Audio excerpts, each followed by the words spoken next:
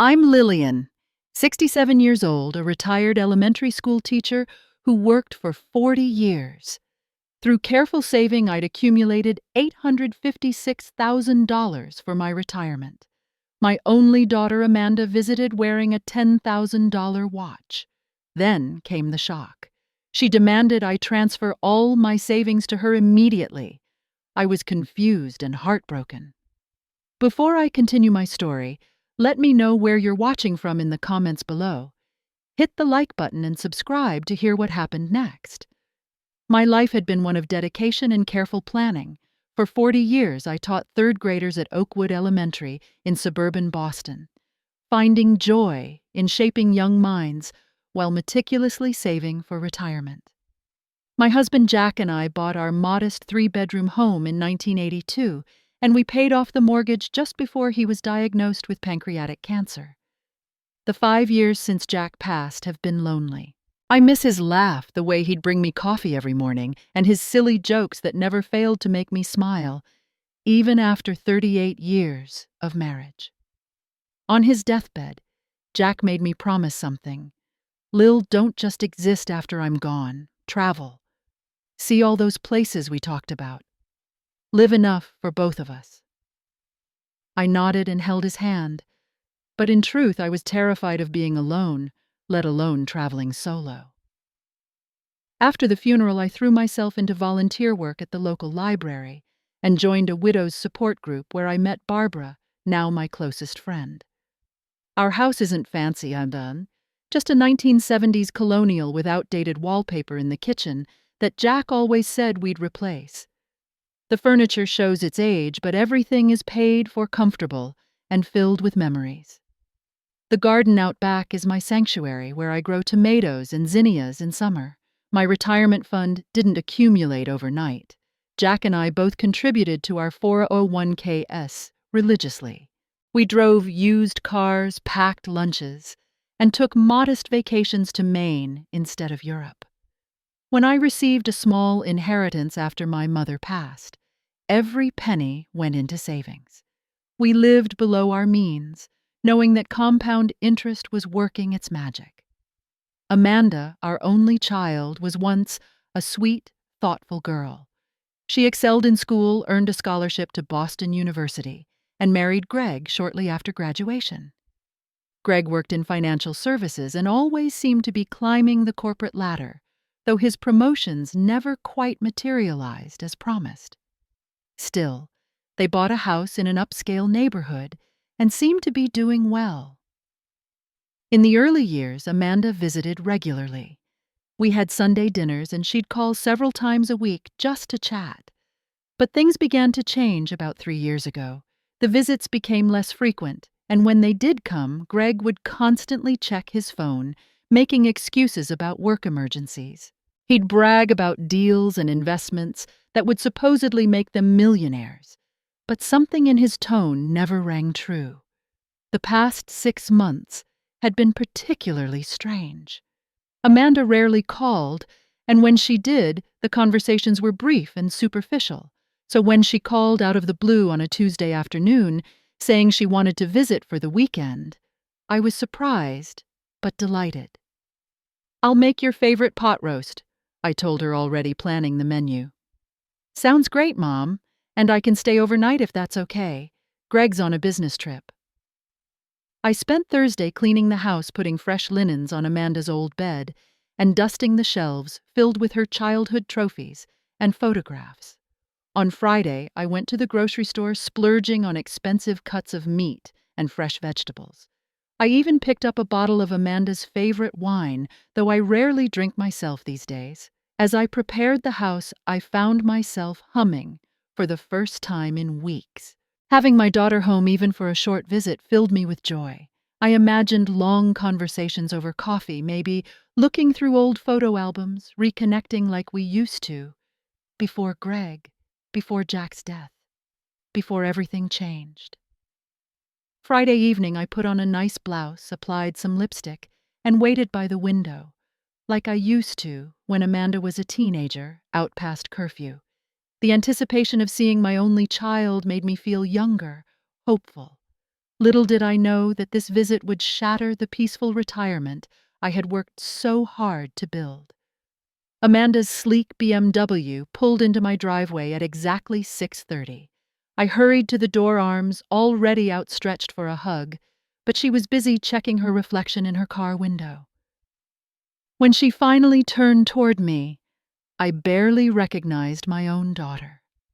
Her hair was expensively highlighted, her nails perfectly manicured, and designer sunglasses perched on her head despite the fading daylight. But what caught my eye immediately was the watch on her wrist, gleaming gold and diamonds that sparkled as she wheeled her overnight bag toward the house. "Hi, Mom," she said, giving me a quick side hug before pushing past into the foyer. "No kiss on the cheek. No, I missed you." "That's quite a watch," I commented as I closed the door behind her. Amanda glanced at her wrist with a practiced casualness. It's a Rolex. Greg got it for our anniversary. $10,000, but he says I deserve it." I nearly choked. $10,000 was almost a quarter of my annual teacher's salary before retirement. I couldn't imagine spending that much on a timepiece, but I smiled and nodded. "Dinner's almost ready. I made pot roast just like you like it." "Actually, I'm more into clean eating these days, but I can have a small portion." She was already typing on her phone, barely looking up. Throughout dinner, the conversation felt forced. Amanda kept checking her phone, smiling at text messages that apparently were more interesting than catching up with her mother. When I asked about her job at the marketing firm, she waved dismissively. "I'm taking a break from work. Greg says I don't need the stress, and his salary is more than enough for both of us." When I inquired about my grandson Thomas, she brightened momentarily, showing me pictures of my 4-year-old grandson at his preschool. But even this conversation soon turned to how expensive his private Montessori school was. As I cleared the plates, Amanda finally looked up from her phone. "So, Mom, how are your finances doing?" The question caught me off guard. "I'm comfortable," I said carefully. "My pension and savings are sufficient." "But what about your investments? Interest rates are terrible for traditional savings accounts." Her tone was casual, but her eyes were suddenly focused intently on me. "I have some money in CDs and mutual funds. Jack and I were always conservative investors." She nodded, seeming disappointed. "You should really let Greg look at your portfolio. He's brilliant with money." Later that night, I went to the bathroom and overheard Amanda on the phone in the guest room. The door was ajar, and her voice carried clearly down the hallway. "She's definitely got substantial savings." "No, she hasn't shown me any statements yet." "Yes, Greg, I'm working on it. The house is paid off too. I know we need it by next week." My stomach knotted. What did they need by next week? And why was my financial situation so important to them suddenly? I quietly returned to my bedroom, mind racing. The next morning over breakfast, Amanda casually mentioned their recent vacation to the Maldives, describing overwater bungalows and private butlers. She showed me pictures of her new Louis Vuitton handbag and mentioned they were looking at a vacation home in Aspen. "Greg's career is really taking off," she explained. "We're upgrading our lifestyle to match his success." But something felt off. If they were doing so well, why the intense interest in my modest savings? That afternoon, I took a nap.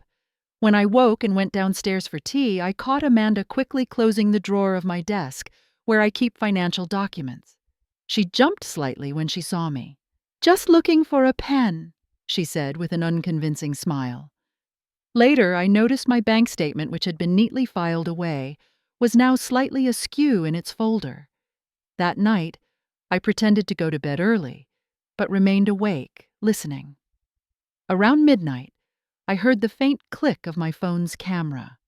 Peeking through my barely open door, I saw Amanda photographing my latest retirement account statement that had arrived in yesterday's mail. The sweet little girl who once made me macaroni necklaces for Mother's Day was now sneaking around my house, documenting my financial information. I recalled how she used to save her allowance in a pink piggy bank to buy Christmas presents for her father and me. How did we get from there to here? What had happened to my daughter? Sleep eluded me that night, as worry gnawed at my mind. Something was very wrong, and I had a sinking feeling I was about to find out exactly what it was. The next morning I was preparing breakfast when Amanda came downstairs, already dressed in expensive-looking casual clothes, her diamond watch glinting in the morning sunlight. She poured herself coffee and sat at the kitchen table watching me cook. There was a strange tension in the air, like the stillness before a storm. "Mom," she began, her voice deliberately calm, "we need to talk about something important." I turned from the stove spatula in hand. "What is it, honey?" "I've been thinking about your situation. You're living alone in this big house, managing all these finances by yourself at your age. It can't be easy." I bristled slightly at your age, but kept my expression neutral. "I manage just fine, dear. But you shouldn't have to struggle." Her tone was sympathetic, practiced. "Greg and I have been discussing it, and we think the best solution is for you to transfer your savings into our management." The eggs I was cooking began to smoke slightly, but I couldn't move. "What do you mean exactly?" "We could set up a joint account. You'd transfer your retirement funds to it, and Greg would manage the investments. He has connection strategies the average person doesn't have access to." She smiled reassuringly. "It's for your own protection, really." Finally turning off the stove, I sat down across from her, trying to process this absurd suggestion. "Amanda, I appreciate the concern, but my money is perfectly safe where it is." Her expression hardened slightly. "Mom, be reasonable. You're not getting any younger. What if you get confused or make a financial mistake? What if someone takes advantage of you?" The irony was so thick I could barely breathe. "I've been managing my money successfully for over 60 years, Amanda. I think I can continue to do so." That's when her facade cracked. "Fine. You want the truth? We need the money. Greg made some investments that didn't work out." "Didn't work out? What does that mean?" She sighed heavily, frustration evident. "It means we're in debt. Okay? Serious debt. The house, the car, the vacations, we've been keeping up appearances, but creditors are calling. We could lose everything." I was stunned. "How much debt are we talking about?" "About 700,000? She couldn't meet my eyes. $700,000! I gasped. "How is that even possible?" "Greg was certain these investments would pay off tenfold. They were a sure thing until the market shifted. No one could have predicted it." She reached for my hand. "Mom, if we don't get a significant cash infusion by next week, they'll start repossession procedures." I gently pulled my hand away. "Amanda, I'm so sorry you're in this situation, but my retirement fund is all I have to live on for potentially decades. I can help with a small amount, maybe 20,000. 20,000. She laughed bitterly. "That wouldn't even cover the interest on what we owe. We need at least 500,000, and we need it now. That's more than half of everything I've saved my entire life." I was aghast at the amount. Her eyes flashed with sudden anger. "So what? You're just going to let us lose our home? Let your grandson grow up in some apartment in a bad school district? Is that what Dad would have wanted?" The mention of Jack felt like a slap. "Don't bring your father into this. He would never have approved of taking a retiree's life savings to cover reckless spending." "It wasn't reckless. It was bad luck." Amanda's voice rose. "God, you're so selfish. You're living in the past in this outdated house while we're fighting to maintain a decent life. That money is just sitting there." My phone rang. Amanda glanced at it and grimaced. "It's Greg. You should talk to him." Before I could object, she answered and put the phone on speaker. "Mrs. Patterson, Greg here." His voice was smooth, confident. "Amanda, tell you about our proposal. It's really the best solution for everyone." "Greg, I cannot give you my retirement savings. It's not possible. Now, Lillian, he said, using my first name with a familiarity he hadn't earned, think of it as a family investment. You help us now, and we'll take care of you in your final years. That's fair, isn't it? Final years, I was only 67 and in excellent health. We've already found a nice assisted living community, he continued. Much more manageable than that old house. We could move you in next month. I was speechless. They had planned my entire future without consulting me. If you're worried about control, Greg added, we can draft an agreement, though frankly, family shouldn't need contracts. His tone darkened slightly. Family should help each other willingly. Amanda jumped back in. Mom, if you don't help us, we'll have no choice but to move far away for a fresh start. You won't see Thomas grow up. Is that what you want? I looked at my daughter, this stranger who was threatening to keep my grandson from me unless I handed over my life savings. That money is legally mine, I said quietly. I worked for it. Your father worked for it. That money is our family legacy, Amanda shouted, slamming her hand on the table. I'm your only child. It's going to be mine eventually anyway. Why make us suffer now when you could help, unless you never really loved us? The emotional manipulation was so transparent, yet it still cut deep. I felt tears threatening, but forced them back. I need time to think, I managed to say. We don't have time, Amanda snapped. The bank needs an answer by Monday. Either you help your family or you don't. It's that simple. She stormed out of the kitchen, leaving me alone with a cold breakfast and a heart that felt like it was shattering into 1,000 pieces. That night was the longest of my life. After Amanda retreated to her old bedroom, slamming the door like she used to during teenage arguments, I sat in the living room staring at family photographs. There was Amanda on her 5th birthday, gap-toothed and beaming, beside a homemade cake. Amanda at her high school graduation, arms around Jack and me, full of promise. Amanda on her wedding day, when Greg still seemed charming, rather than calculating. Where had that loving daughter gone? Had she ever existed? Or had I been blind to her true nature? I thought about all the sacrifices Jack and I had made for her, the second jobs we took to pay for dance lessons and summer camps, the vacations we skipped to save for her college fund, the countless nights I'd stayed up helping with homework or nursing her through illnesses. All the while we were saving diligently, living modestly, planning for a retirement where we wouldn't burden our child. Now Jack was gone, and our daughter wanted to take everything we'd worked for. At midnight, I called Barbara, my dear friend from the widows group. You're not going to believe what's happening, I whispered into the phone, hiding in the bathroom, with the shower running to mask my voice. As I recounted the day's events, Barbara gasped. Oh, Lillian, I'm so sorry, but unfortunately I'm not shocked. You're not. My sister went through almost the exact same thing with her son last year. He and his wife convinced her to put her house and savings in their names for estate planning purposes. 6 months later, they sold her house and moved her into a terrible nursing home. Now they barely visit. My blood ran cold. What did she do? Nothing she could do. She'd signed everything over.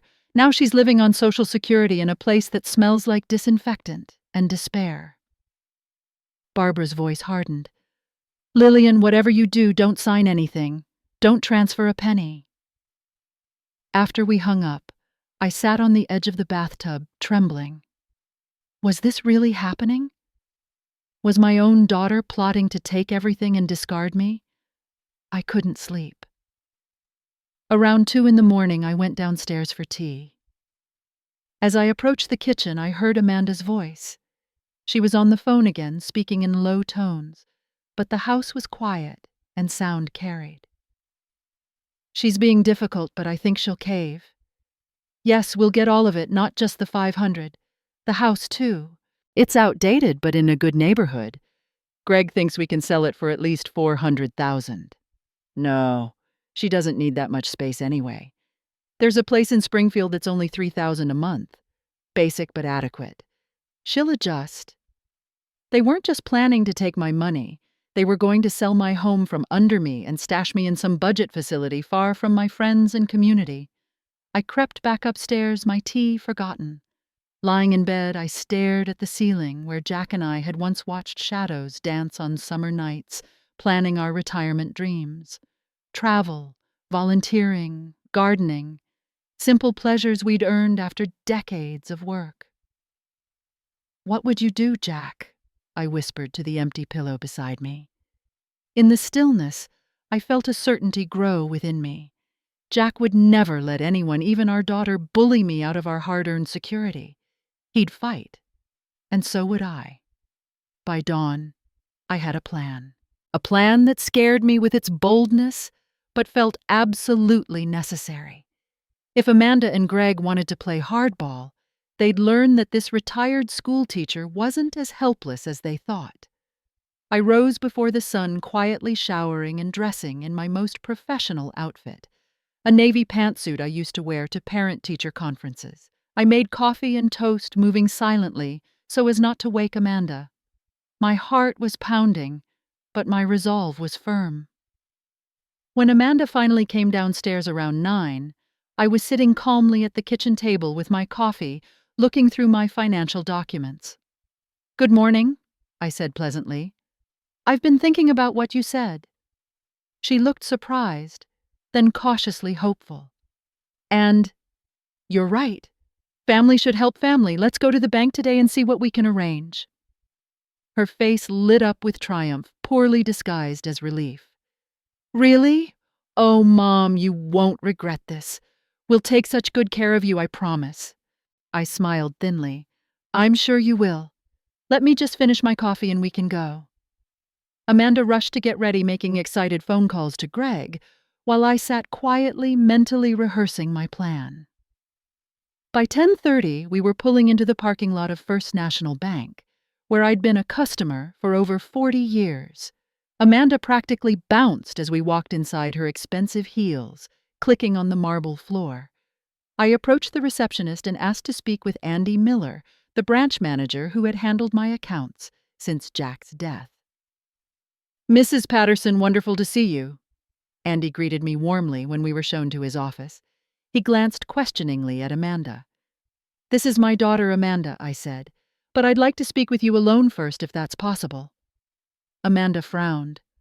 "Mom, I should be part of any financial discussions." "It will just take a minute, dear. Bank privacy policies and all that." I kept my voice light. Andy, picking up on the tension, smoothly intervened. "Why don't you enjoy some coffee in our waiting area, Mrs. Wilson? They just put out some fresh pastries as well." After a moment's hesitation and a sharp look at me, Amanda reluctantly left the office. As soon as the door closed, I leaned forward. "Andy, I need your help. I'm in a difficult situation." I explained everything quickly: Amanda's demands, the overheard conversations, the plans to put me in a facility and sell my house. Andy's professional demeanor couldn't quite hide his shock. "That's deeply concerning, Lillian. What would you like to do?" "I need to protect my assets immediately. Can I withdraw my savings and open a new account, one that Amanda doesn't know about?" Andy nodded gravely. "We can certainly do that, but it's a substantial sum to withdraw all at once. For security purposes, we'd typically require advance notice for such a large withdrawal." "I understand, but this is an emergency. I'm afraid if I don't act today, I might be pressured into making a terrible mistake." He studied my face for a moment, then nodded. "I've known you for years, Lillian. If you say this is necessary, I believe you. Let me see what I can arrange." For the next hour, Andy worked diligently, making phone calls, processing paperwork. He set up a new account under my name, a loan with enhanced security measures, transferred my savings, and even helped me change my online banking passwords. "What should I tell your daughter?" he asked when we were finished. "Tell her the transfer to a joint account requires a 24-hour processing period for security verification. That should give me enough time." Andy looked concerned.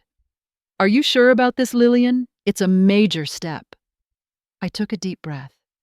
I've never been more certain of anything in my life. When we exited his office, Amanda was pacing the waiting area, checking her watch repeatedly. She rushed over. "What took so long? Is everything set up?" Andy stepped forward smoothly.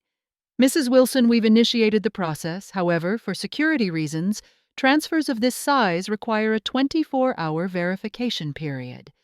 Bank policy for fraud prevention." Amanda's face fell. 24 hours? But we need— "It's just one day, dear," I interrupted gently. "The funds will be ready on Monday." She looked ready to argue, but seemed to realize it wouldn't help her cause to appear too eager. "Fine. Monday, then." On the drive home, Amanda was already on the phone to Greg, assuring him everything was proceeding as planned. I gazed out the window at my familiar neighborhood, feeling a strange mix of sadness and determination. As soon as we got home, Amanda announced she was going shopping. "To celebrate," she said with a smile that didn't reach her eyes. "I'll be back for dinner." The moment her car disappeared down the street, I sprang into action. I called my old friend Margaret, who had retired to Florida 5 years ago, and often invited me to visit her condo near Sarasota. "Maggie, it's Lillian. Remember how you always said your guest room is waiting for me? How soon could I take you up on that offer?" After explaining the situation, Margaret was adamant. "Come today if you can. Stay as long as you need. My home is your home." Next, I called the airlines and booked a flight from Boston to Sarasota, leaving at 7:30 that evening. With shaking hands, I packed a suitcase with essentials. Enough clothes for 2 weeks' medications, important documents, and a few precious photographs, including my favorite one of Jack. I wrote a brief note to Amanda. "Amanda, I've gone to stay with a friend for a while. I love you, but I cannot allow you to take control of my finances. The money you were counting on will not be available on Monday or any other day. Please get professional help for your financial situation and for yourself. Love, Mom." I placed the note on the kitchen counter, took one last look around the home where I'd raised my family and shared a life with Jack, then called a taxi. By 4 o'clock, I was on my way to Logan Airport, leaving behind the daughter who had planned to betray me. As the plane climbed through the clouds, I gazed out the window at the twinkling lights of Boston, growing smaller below. A part of me still couldn't believe what I'd done. Lillian Patterson, who had lived in the same house for 40 years, who had never traveled alone, was flying to Florida with no return ticket. The weight of my decision pressed on my chest. Had I overreacted? Was there another way I could have handled the situation? But each time doubt crept in, I remembered Amanda's cold calculations about selling my home and placing me in a basic but adequate facility. I remembered the casual way she and Greg had planned to appropriate my life savings, money that represented decades of hard work and sacrifice. No, I had made the right choice, the only choice that preserved my dignity and security. By now, Amanda would have returned home to find my note. I imagined her shock, then rage. My phone, switched to airplane mode, would be filling with voicemails and texts. I wasn't ready to face her fury yet. 3 hours later, the plane touched down in Sarasota. The warm, humid air enveloped me as I stepped onto the jetway. Margaret was waiting at baggage claim, her kind face creased with concern. "Oh, Lillian," she said, enfolding me in a hug. "You poor thing. What an ordeal."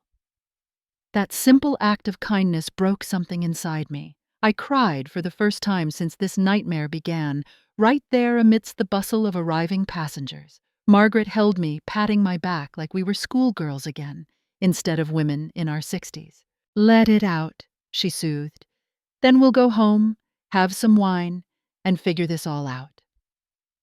Margaret's condo was in a pleasant community just 10 minutes from the beach. The guest room was small but comfortable, with a window overlooking a courtyard filled with palm trees and tropical flowers. "It's beautiful here," I said, as we sat on her balcony that evening, the Gulf breeze cooling the air. "Thank you for taking me in on such short notice." What are friends for? She poured me another glass of wine. Now, have you checked your phone yet? I shook my head. I'm afraid to. You'll have to face it eventually. Better to know what you're dealing with. Taking a deep breath, I turned my phone back on. It immediately began buzzing frantically. 12 missed calls from Amanda, 5 from Greg, 23 text messages. I steeled myself and opened the texts. They started with confusion. Mom, where are you? Are you okay? Call me. Then came anger. I know what you did. How could you betray your own family? After everything we've done for you, this is how you repay us. And finally, threats. We're calling the police to report you missing. Greg is talking to a lawyer. You can't just run away with money that should be supporting your grandson's future. The messages from Greg were worse. Profanity-laced tirades accusing me of everything from senility to criminal intent. My hands shook as I put the phone down. They're threatening legal action. Margaret snorted. Let them try. You're a competent adult who made decisions about your own money. No court would side with them. That night, despite my emotional exhaustion, I slept more peacefully than I had in months. Perhaps it was the sound of waves in the distance, or simply the knowledge that I had taken control of my own destiny. The next morning I woke to news that Amanda had indeed called the police to report me missing. An officer had come to my house, found my note, and informed her that as an adult of sound mind, I was entitled to travel without my daughter's permission. According to Margaret's neighbor who worked at the police station, Amanda had thrown quite a scene. I turned off my phone after that. I wasn't ready for communication yet. Instead, I threw myself into experiencing my unexpected vacation. Margaret introduced me to her friends, many of whom were also widows or retirees who had rebuilt their lives after losses. We walked on the beach each morning, the sand warm between my toes, the vastness of the ocean, reminding me how small my problems were in the grand scheme. I joined Margaret for water aerobics classes, ate fresh seafood at local restaurants, and even attended a community dance where a kind gentleman named Robert asked me to waltz.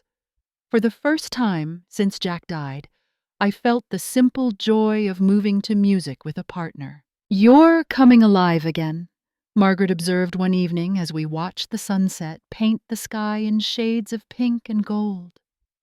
It's wonderful to see. She was right. Away from the stress and manipulation, I was remembering who I was. Not just a widow, not just Amanda's mother, but Lillian Patterson, a woman with her own desires and dreams. 2 weeks into my stay, I decided it was time to face reality. I turned my phone back on and called Amanda. The conversation was painful. She alternated between tearful pleas and cold accusations. How could you just abandon me when we needed you most? She demanded. How could you plan to take everything I worked for and put me in a home without even discussing it with me? I countered. That's not what was happening.